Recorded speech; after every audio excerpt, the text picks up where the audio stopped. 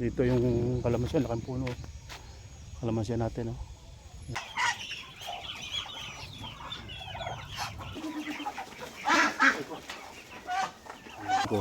Nakatago lang siya. Oh, ang daming bunga ng kamyas, oh. Oh.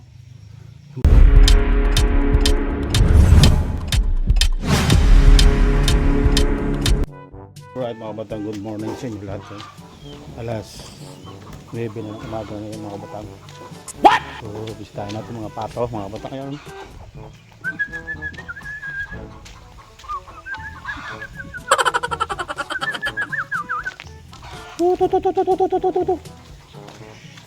Ayun, hagdik mo tayo sa pato.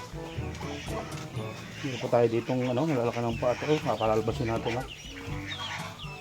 Kalabasin natin yung mga pato. Pero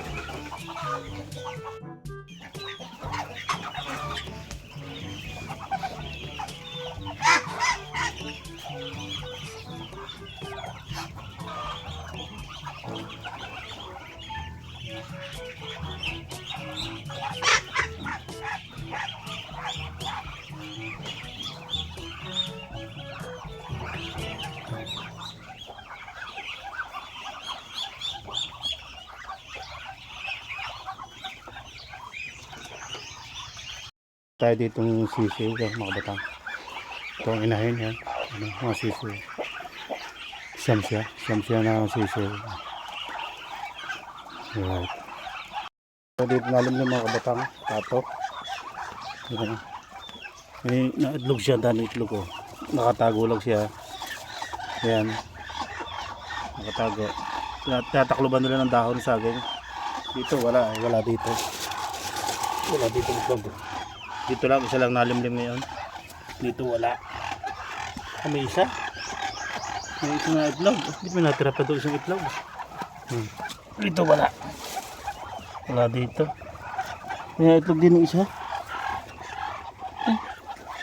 May itlog doon. Dito wala rin. Wala pa. Ayun. Sunuro ang mga pato. Panghiram tayo doong ginador o laki. Ayan. Palaking kuhan sa bayaw o kinuha. Yan ang laking dasa ng pato. Hindi lang bulang kasi 2,000 years later. para kuhan. Kasi nga yung isa pinagbili ko yung matanda ng pato ko, yung lalaki dito pato. Binibinigyan ko na, bininta ko na. Kaya tukain naman na natin dito. Tukain muna natin mga kabatang. Tukain natin dito.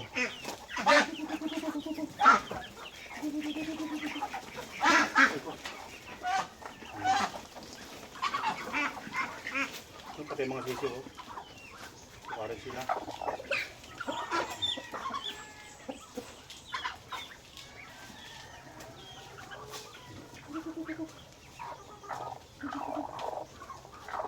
Ayun mga batang. Dami na nila. Sagit lang ako na, sagit lang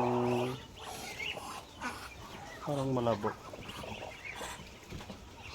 Yun.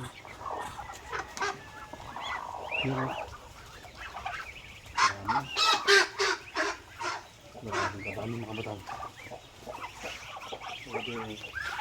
Medyo malabo siya.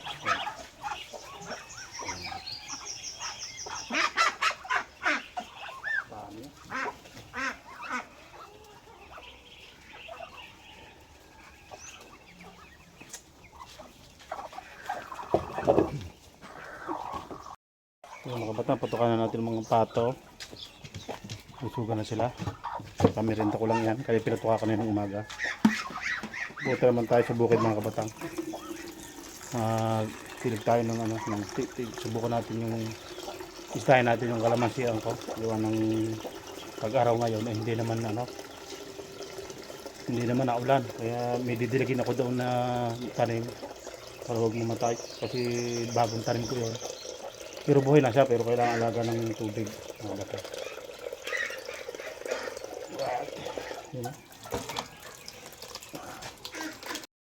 So So yung mga batang, didilig muna tayo din sa may ating kalamansian. Tingnan natin, dry muna natin yung kalamansi.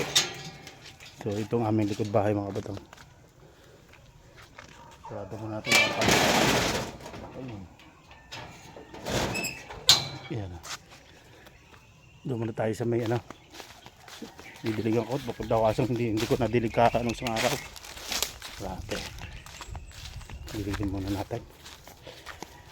Maaga pa naman yan. Talagang pag hindi dinilig baka ano. Baka kainit bang aray. Kailangan maka ng tubig. So meron ako dito mga batang kalamansian. Itong mga previous vlog ko yan. Ayun, nilabas ko. Sabado de Gloria naman ngayon. Linggo. Sa Lunes ko na lang tutuloy yung paglalabas. Kasi sobrang lawak pa ng kwan.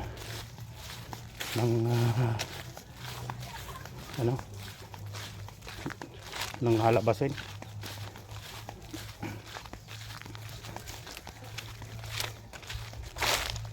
Ano kambing kaya rin.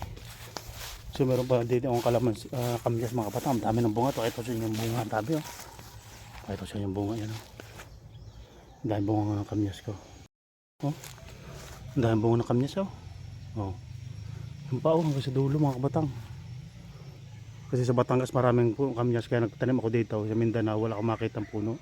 Kaya naghanap ako ng puno. Ang dami punong-puno ng bunga mga kabatang oh. Oh. Ang daming bunga. Sarap yun sa mga isda, mga kinamatisang isda oh. Pati puno bunga yan. Yan ang kamyas. Oh. Mga kabatang yung kalamansian ko. Nalabasan ko na siyang araw. Maganda naman pag malinis. Ay kung nagtalay ng kambing doon. Tali ang kambing ah. Pinagtali ang kambing din eh, hindi akin.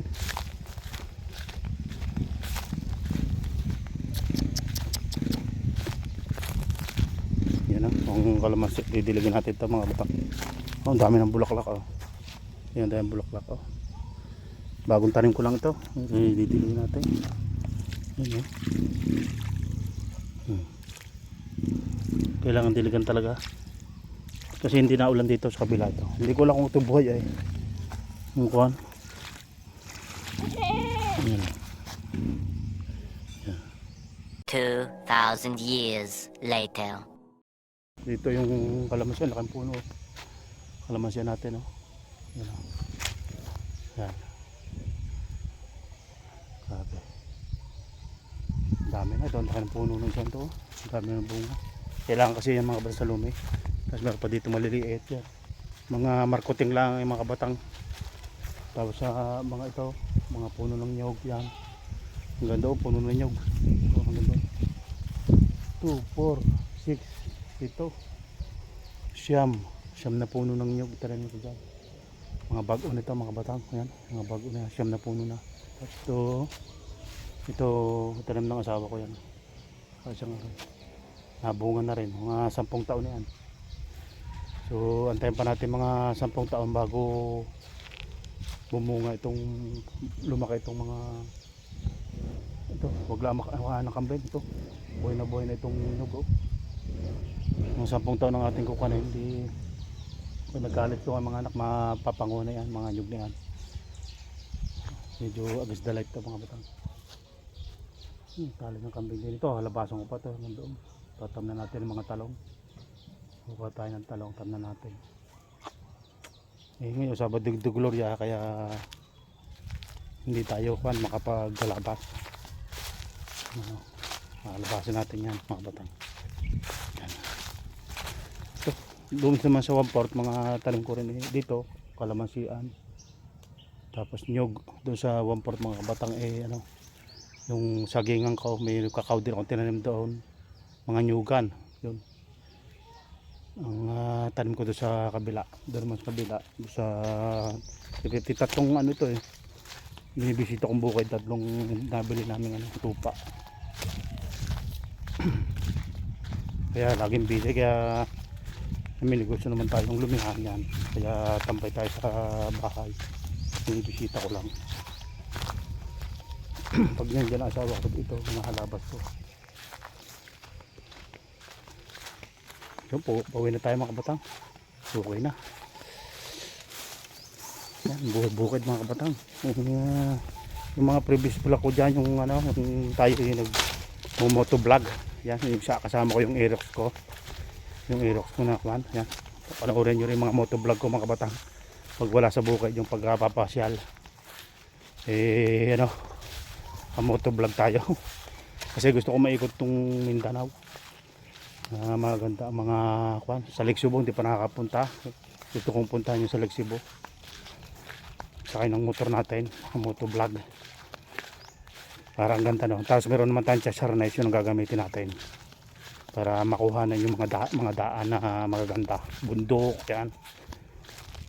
Yan ang kagandahan dyan. Ayan. Dito na tayo. Kapit lang. Minsan pinapakain ko yung mga pato ng ano, yan. Mga pato. Yung ating ano. Sa bukid yan. Yan ang buhay probinsya. Mga tanim-tanim sa ganito dito. So yan, dito na tayo. So, hanggang sa muli mga batang. Right. Maraming salamat sa panonood.